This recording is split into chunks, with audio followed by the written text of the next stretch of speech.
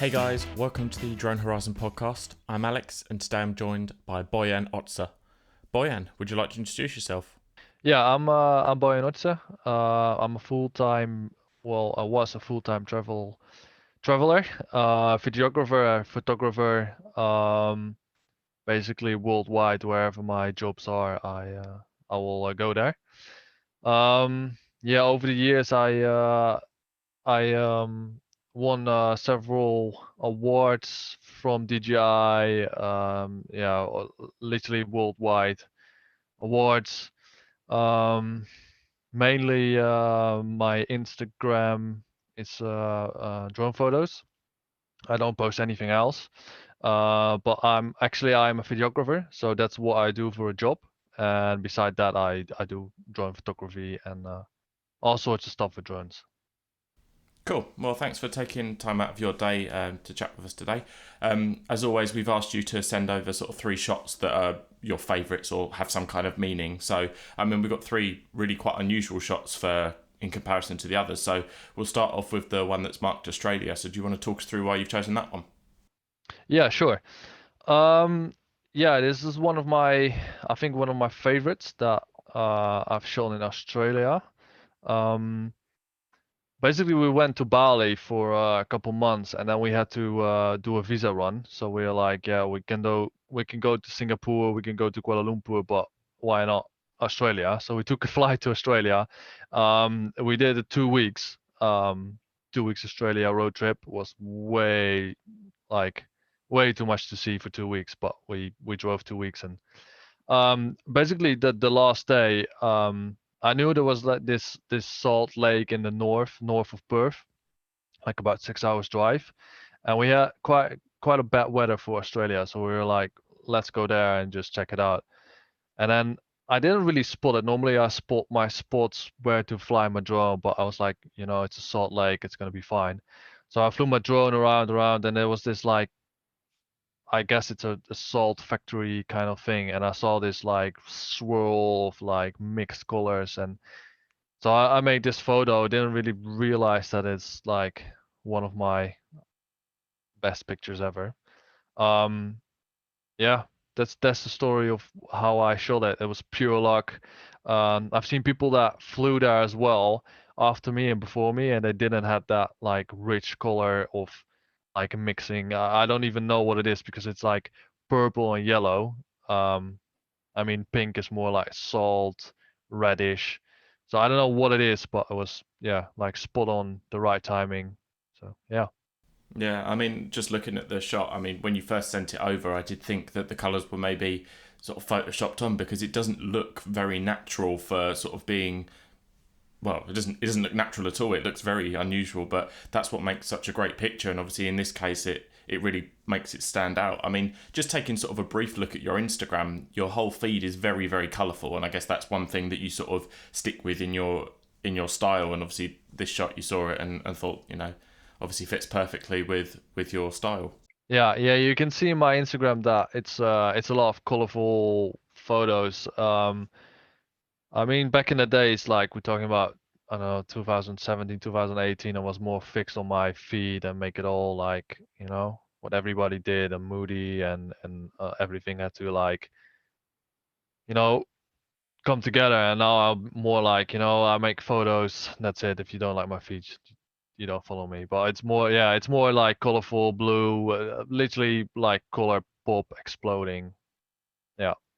Yeah, well, I guess that's as I say, the sort of dark and moody style is very not overused, but it's very popular because obviously it looks great, and especially if you've got that consistency throughout your photos. But you've managed to do that, but with sort of the bright colours, and it really makes your profile stand out. When you go to your profile by looking at your photos, you can tell they're all by the same person just because they've got that consistency with them. Yeah. Yeah, I don't say it's not cool to have moody photos. I mean, I got it as well, but I got my own style, and that's you can see that on my feed. Yeah. So, sort of moving on to your second picture, again, sort of sticking with the bright and colourful theme. This one's of the castle. So, do you want to talk through this one? Yeah, well, I think I've been there like 4, 5, 6 times now. It's in Bavaria, south of Germany. A lot of people know it. I think the first time that I've been there was like 2016, but they were doing renovations of the castle. So every year I came there was like a different part of the castle has been renovated. Most likely on the front they had like this big, how you call them, sculvets. I mean, it doesn't really affect the photo, but it was a bit annoying that every single year it had those renovations. Um, I think the one that I sent you that the guys can see. Again, it's like normally when I go to places, it's like one time I'll be there, and then the other day I drive literally 4 or 5 hours, south or north. I came here, I had literally one sunset.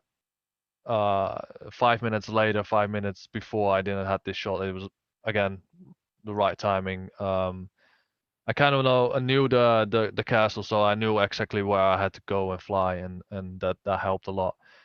But again, it's like, the right timing makes the perfect picture. Yeah, definitely. And you've really managed to, the whole shot sort of from right in the foreground all the way to the background is, you know, it's not like there's any sort of blank space in there at all. You managed to get the clouds right at the back, and then you got the mountain line, and then the hills, and then the sort of more accented line where the sun's hitting the trees, and then obviously the castle at the center point of that. So it's a really interesting image, but you've sort of managed to capture something in every part of the image. And I really love it. I mean, the castle looks like something straight out of a fairy tale. And obviously, with that backdrop as well, it makes for an incredible shot. Yeah, it's funny that you say it's like a fairy tale because this whole castle is built like, I don't know, like 1700, 1800, I don't know what year, but Disney actually took this castle as their example of their Disney castle, so they built it from this castle. So Oh, that's interesting. Yeah, I mean, it as I say, it sort of does it. Especially being in the middle of nowhere as well. It really sort of gives that Disney, the Disney vibe, I guess, where you've got it's in the middle of nowhere and it's just completely surrounded by trees. And obviously, by the looks of it, it doesn't seem to be any other sort of buildings other than that one slightly down to the right. Is it quite a remote area to get to? it looks like it, but it's not really. You can almost drive up. There's a car park, and behind there is a little village and stuff like that. It's literally the right framing to, you know, Yeah. look like middle of nowhere. Yeah. But it's definitely a really nice spot and nice to go up and um to look around and hike around. Yeah, definitely. Sort of bringing on to your last photo, then. Obviously, we talked about the dark and moody. I guess this shot is probably the darkest and moodiest out of the three that you've sent over. So, do you want to talk through why you've sort of sent this one over? Yeah, this is again the right timing. It doesn't really look like it's a picture that needs to have the right timing, but it is. If you look closely, you see like puddles of water on the ground. So I was basically driving around with my friends abstract area art. We've done a lot together. But we were driving around the Netherlands and Belgium for a day, and it was so rainy all day. And we had this like gap of, I don't know, half an hour.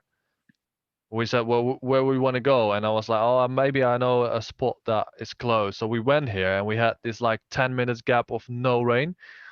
So one of the guys took an umbrella and he run in this like metal maze. Nobody ever knew it really existed. Obviously the people around there knew, but yeah, we made this picture and it came out so good because of the water kind of like made the rust of the metal pops out and the puddles on the ground, and just literally everything came together. Again, I saw people that came, after us or whatever. It looks so much different when it's like, right timing. Um, you would say rain will not really affect a good shot, but it did in this one. Yeah, and obviously with the sort of colours, you got the grey gravel and then the reflection of the sky, so it's sort of got that black and white feel to it. But I think the yellow umbrella and especially the rust on all of the top sort of really adds that extra dimension rather than it being sort of just a black and white shot. You've got that orange in there as well, which again sort of goes with your theme of having sort of the colours that really pop. So although it is probably sort of more dark and moody than the others, you've still got that that orange that really really comes through in the shot, which is really nice. Yeah, yeah, I agree with that. Yeah. All of the shots that you've sent over, they're all portrait shots. So when you shoot, do you take like multiple panoramas and stitch them together? Well, we're talking about 2018. I don't think I did that back in the day. Actually, I had the Mavic Pro, so it had the portrait mode. I really love that mode for, like social media stuff, even for videos, and I really miss that in this like new generations of drones. But now, yeah, I do like making several photos and stitch that together for, Instagram or um, bigger pictures or even make like having a different angle. So if you make one picture and you crop it as portrait, it doesn't have that bigger angle if you like stitch it together. Yeah, definitely. You get a lot more perspective when you do and you obviously you get sort of if you've got the drone positioned at the right height, you can still get the ground in it as well as the horizon and the sky. So you end up sort of like a big sweep of a picture, which obviously is really nice as well. You sort of briefly touched on the drone that you used to use, the Mavic Pro. So do you want to run us through what you've used now and what you sort of take with you in your kit? Yeah, yeah. Well, basically, the first ever drone that I had, it was like the Phantom One with the GoPro, and I was hooked on. I bought it together with my dad, and my dad was like, "Yeah, sure, it's a drone." But back then it was like 2016, 2015, something like that. I was not one of many with the drones. You know, I was really happy with it and flew everywhere. And basically, I was hooked on it. Then I became like an obsession. I saved a lot of money and I bought the Inspire One Pro. I mean, it's everybody is like, it's a beast of a machine. Everybody wants to work with you, and it came from there. And then kind of like went like smaller, not like downhill, but you had this Phantom 4 Pro, and then you had the Mavic One, um, and then I think I sold everything, and I kept the Mavic 2 Pro because of the video and the sensor size is so good, and because I always travel, the Phantom and Inspire drones are just way too big. I mean, if I need it, I will rent it, but it's just too big to carry around. Yeah, I mean, you've definitely got the biggest collection of drones that I think anyone on the podcast has had so far, even if it's just sort of with the history of drones. I mean, I don't know anyone that started out with the Phantom One. So, how obviously going from the Phantom One have you noticed? Obviously, there's a massive improvement between the Phantom One and the Mavic 2 Pro now, but as you've sort of as you've gone from drone to drone, have you noticed sort of any massive increases that maybe one drone looking back is still probably as good now as what's available now? Yeah, I must say that over the years that a lot of have changed. Most likely, like how easy it is to fly and all this like automatic, stuff to follow and that stuff. The only thing that I miss in these drones now, I mean, the Phantom 4 Pro and the Inspire 2 series has it, but it's the attitude mode, which is like you can switch off the GPS and it literally floats with the wind, and it's way smoother. Um, the Phantom 4 Pro does a good job still on that. But I really miss it on the new Mavic 2 Pro, the Mavic, all these new Mavics. I can understand DJI took it out because, switching off attitude mode it will crash in anything if you don't fly it away or be cautious with it. So I understand that they take it out, but for like good drone video shots, you basically need attitude mode. Otherwise, it's like, I mean, it's smooth enough, but it can be smoother. Yeah, and I suppose that's probably a feature that maybe aimed more towards the professional drones, such as the Inspire 2 and the Phantom 4 Pro. So, sort of having that on the Mavic series, which is maybe more a prosumer than like professional drone, as you say, it sort of does put the drone at risk of crashing. And I'm sure DJI wouldn't want loads of people coming to them going, oh, this setting that you've put on the drone, it makes you crash it. So I think they're probably covering their backs in that sense. But I mean, it's probably a nice thing. It'd be nice to have the option, I guess. Yeah, yeah, definitely. I mean, you got this I think this beginner mode in the Phantoms. I think they should have the option to open attitude mode, but like with big warnings, like if something happens, its own risk and all that stuff. But maybe in the future, I don't know. Yeah. So with the Mavic 2 Pro, sort of how many batteries do you take? You know, what remote do you use? Do you take any filters with you? What kind of bag do you take it in? Any cases? Do you want to give a little bit more detail on that kind of thing? Yeah, yeah, sure. Um, Basically, I got three batteries. Mostly I got my car charger with me. Whenever I want to charge it, I can charge it. Basically, I got three batteries because I can store one in the drone itself, and two goes quite well together as a square thing that I can fill in my bag. So basically, yeah, three batteries. Last week I actually won a Mavic Mini, Mavic Mini 2. So quite excited to add that to the drone collection. Well, actually, still have one drone, but I was about to buy it myself because sometimes you just need something smaller, or just, for example, I went to a trip to Aruba, I think now 2 months ago, and we went on this like cruise on a ship, and I was like, yeah, I'm not so sure to bring my Mavic 2 Pro with all these accessories and in your bag and stuff like that. I mean, the Mavic Mini 2 is way smaller. You just can have a small bag and just bring it. Also, like flying from a boat is a bit risky, so I was like, if you have a Mavic Mini 2, if you crash that, it's less than a Mavic 2 Pro. And so yeah, I got now, basically it's coming I think tomorrow. So I got now two drones. Um, I got a bag by um, Shimoda Design. They're more focused on the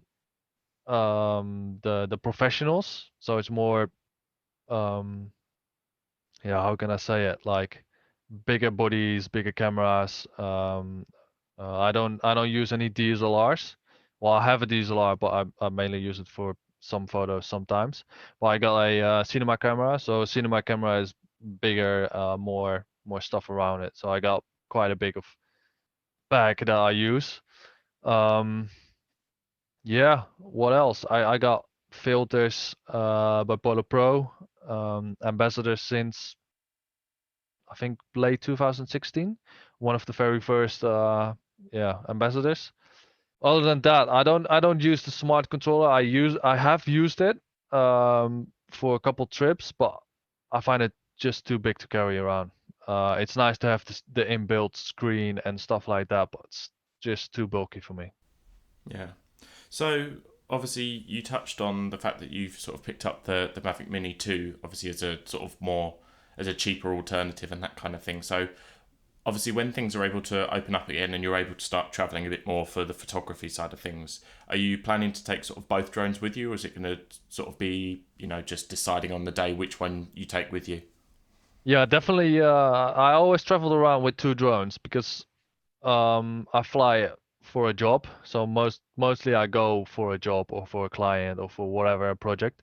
So if you crash a drone, you need a backup drone because you come. Mostly I'm not there especially for the drone content, but I mean if you don't have the drone content, you're basically screwed. So having that Mavic Mini 2 as a backup drone, I think that's good to have. So it will definitely be in my bag from now on.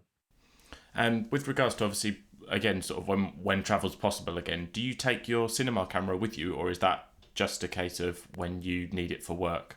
Um, I must say I kind of like a bit bored of the travel videos right now.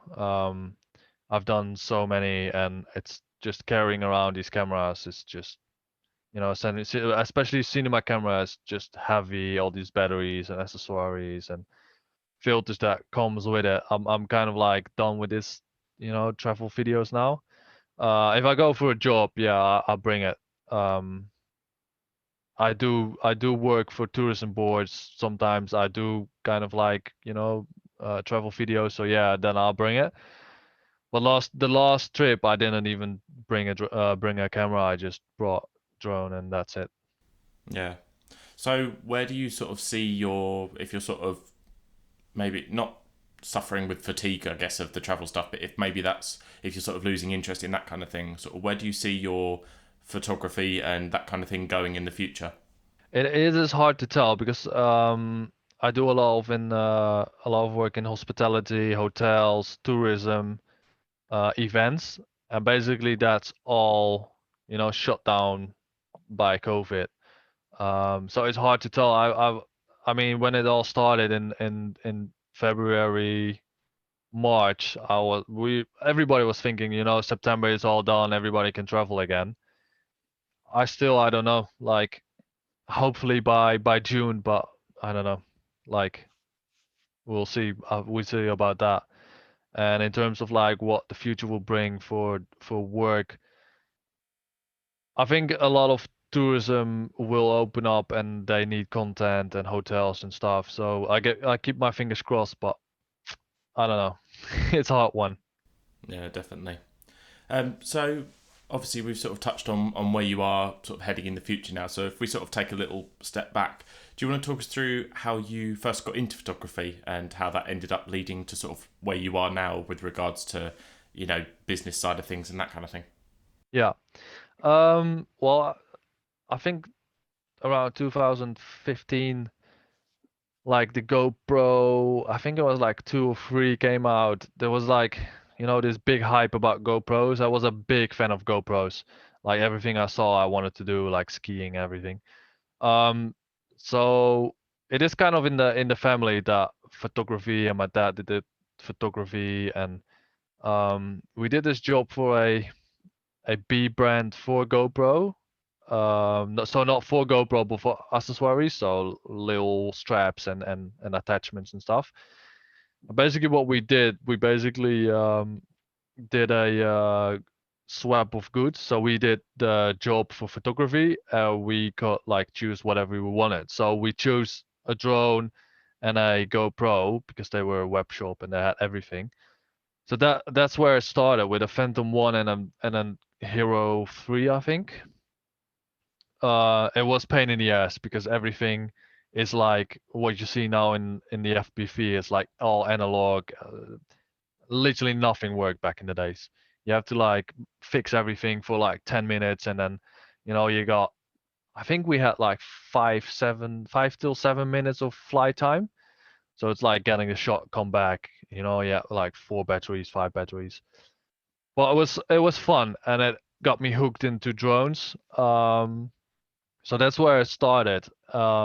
And then I think I bought I bought the Inspire Pro, and then from there I took off. Like I had this ambassadorship for Polo Pro. I had jobs coming up. I got recognized by DJI. DJI has his own platform, Skypixel, where I was really active on. I'm still really active on. I won several prizes, did jobs for DJI, and from there went like all directions. And Cool. So you sort of built yourself up over time, and obviously by sort of picking up, being an early adopter of drones, I guess you've sort of been able to jump ahead of the curve and sort of, improve your skills over time. Sort of being where you're at now with sort of commercial work, the clients that you have now, are they ones that have sort of got in contact with you over the years, or how did you sort of first start to pick up commercial work? Sort of the clients that you have now, how did you sort of pick those up? yeah, what you say that like it came naturally. A lot of what you see on Instagram right now is like people wanna, you know, I don't say chase the dream job, but basically wanna be a content creator. I mean, back in the days, there was not such a thing as content creators. I mean, I was posting stuff and I did a hashtags and I was like, oh, I got 100 likes. This is decent. So it went from there to like, a lot of likes, and build up naturally. Um, where it started from getting getting jobs is basically having the drone as an early adopter, as you said. People were interesting to get stuff with a drone because nobody really had a drone back in the days.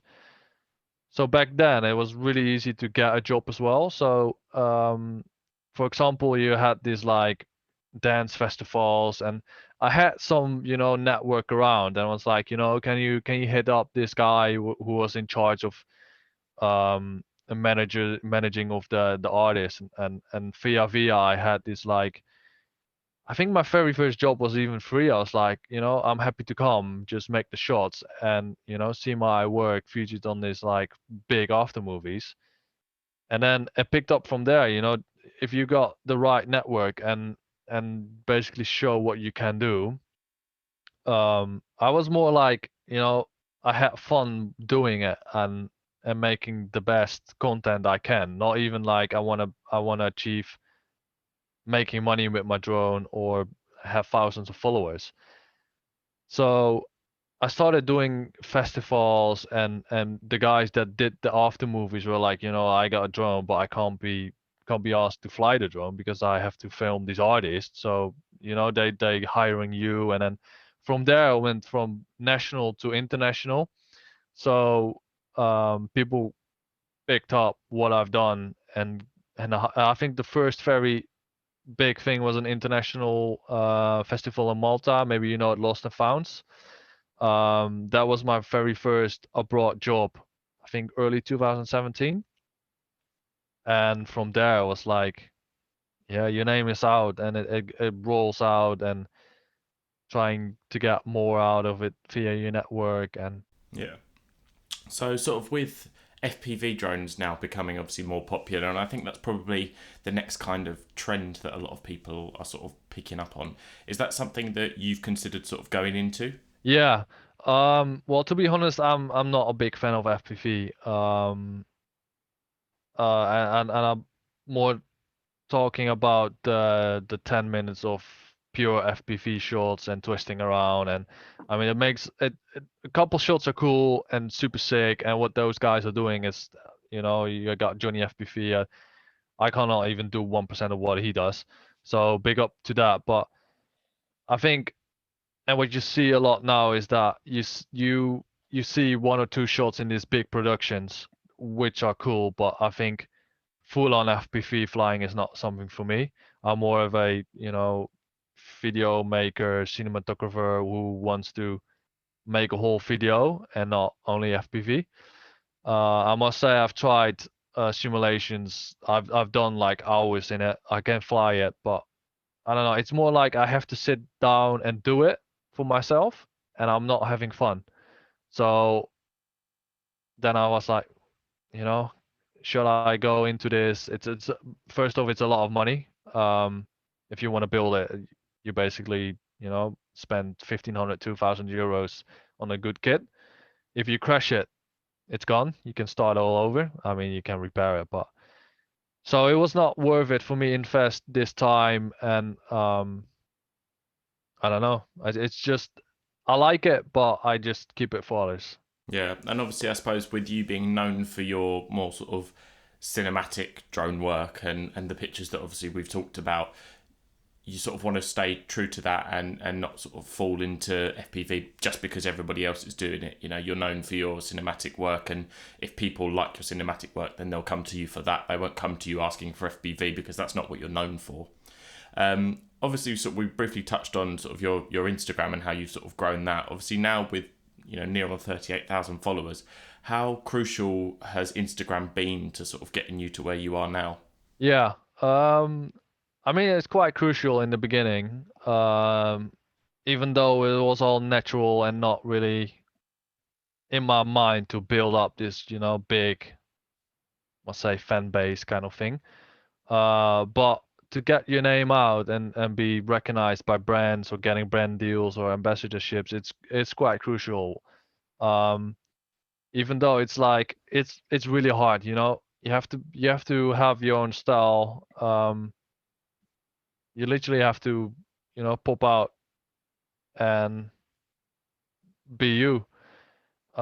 These days it's even harder because now you got, I mean, not everybody got a drone, but more people have a drone. So, DJI, if you type in hashtag DJI, you got like millions of posts. Back in the day, you had maybe, I don't know, 1,000, a couple thousands. So earlier was way easier to get recognized, and I got really lucky to get recognized by DJI and all these big brands in the early stage. And I mean, I still do stuff for sometimes for DJI or Polo Pro, actual paid jobs or So yeah, it's if I will say like give people a tip or how to grow their Instagram or get recognized, it's basically making consistent style and be you. And I mean, it's not bad to copy people or make the same photos, but you have to put something in from yourself to stand out from others. So Yeah, definitely. So, obviously, for those who don't know, obviously you run Epic Pixel is your sort of company. So, do you want to sort of run us through where that company came from and sort of why you set that up? yeah, well, basically it started all even before the drones. That I went to do a study and I did graphic design. I finished it. I went to my first job. I did that for 4 years. So I mainly did UI, UX, app design, web design, all these, graphic design, everything. Um, I kind of, I kind of went, it went boring. Everything was the same every single day. Um, that's the period where it all started with, everybody had the same thing. Templates became, a big thing. It was all the same work over and over. And that was also the time that one of my very first international jobs were abroad. And I was like, yeah, this is what I want to do. I don't want to sit in an, office for 40 hours a week. I want to go out. I want to shoot. And um, so that's where I started off, like more video. I bought DSLR, or was it mirrorless then? So I started doing jobs and I got picked up. I got some jobs. I mean, over the time, you got more work, work, work, work. So you have to give up your full-time job, which is good. Um, so that's how it started, and from there, you make your own company, and that back in the days it was called Boyo Design. But it was mainly focused on design, so I changed that to Epic Pixel. So Epic Pixel is more like, not a random, but can be anything from photos to anything, digital kind of thing. So yeah. Yeah, so you sort of cover sort of all bases, and obviously I just had a quick look on your website earlier, and obviously you've got prints for sale on there, and LUTs and filters for sort of Lightroom and that kind of thing. So how did you feel that that was sort of the right way to go? Did you have sort of people asking how you got your style, and you sort of thought that sort of going for filters and LUTs would be a good step forwards? Yeah, yeah. I think my very first presets, I launched them in 2019. I mean, everybody wanted presets. So I cannot, go out there and not having presets. So I made presets myself. Um, and I think 2000, no, I think it was even earlier, like 2018. Then I did a version 2, which were really popular as well. And then, more people went into video.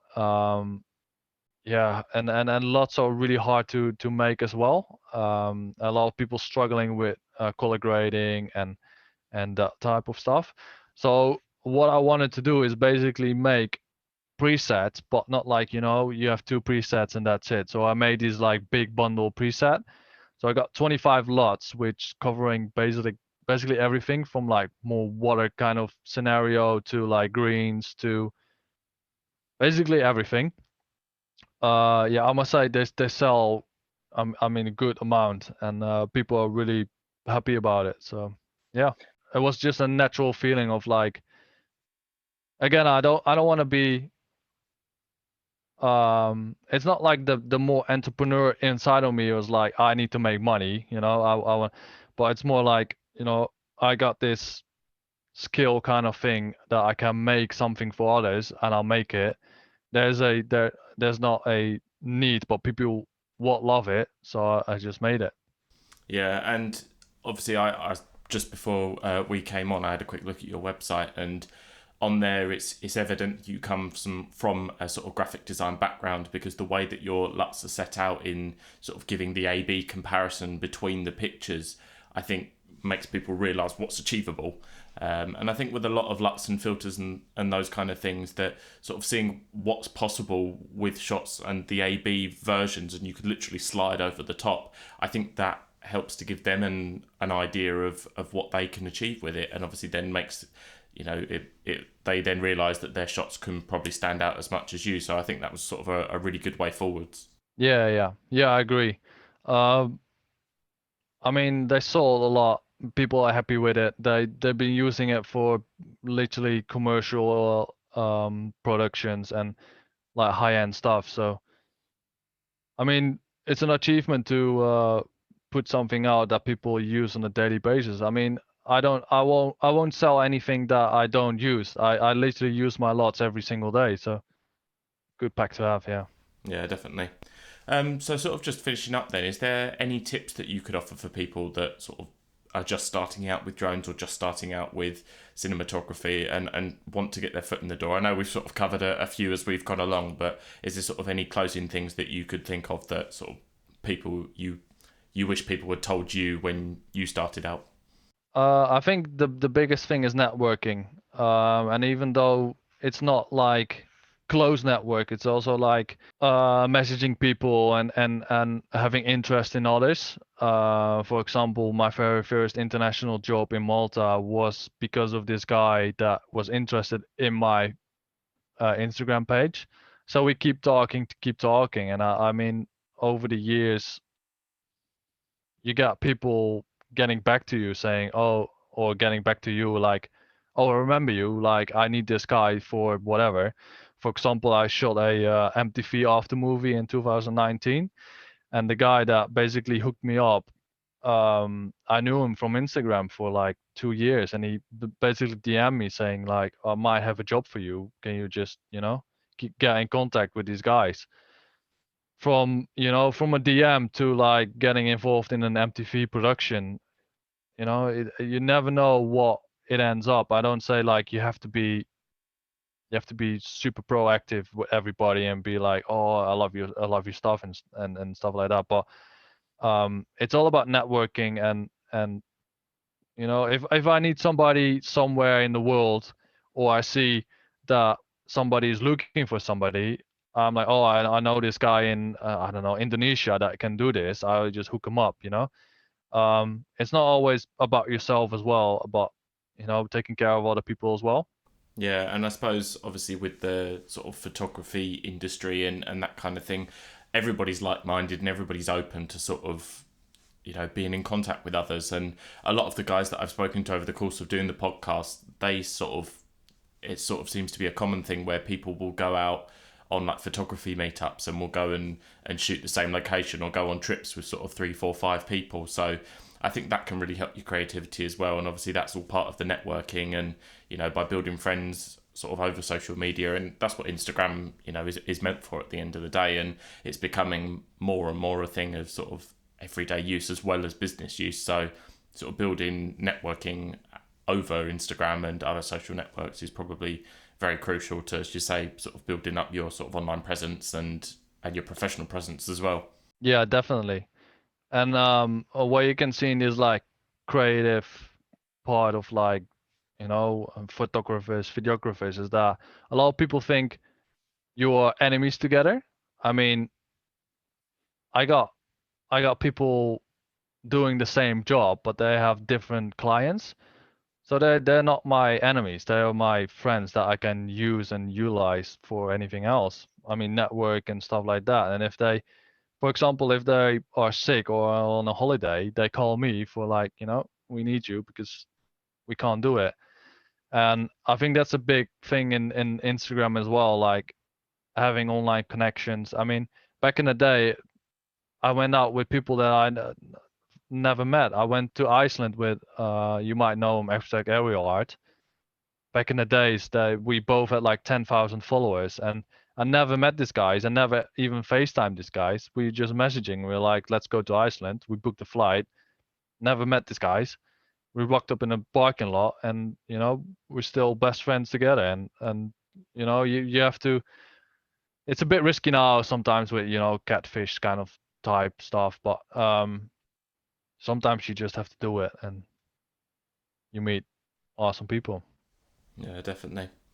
Well, thank you very much for taking time out of your day to chat with us today. Do you want to just run through how people can find you on Instagram and your website as well? Yeah, sure. No problem. You can find me on my Instagram, that is Boyano, Boyan and then double O. My website is www.epicpixel.nl. Um, yeah, and from there you can find anything like portfolio, lots, presets. Cool. As I say, thank you very much for being with us today. It's been really great chatting and obviously hearing sort of the background of how you've managed to sort of get where you are now. I hope sort of travel can pick up a bit more and that you're able to sort of get back working. But yeah, all the best for the future. Yeah, thank you. Cool. Thank you very much.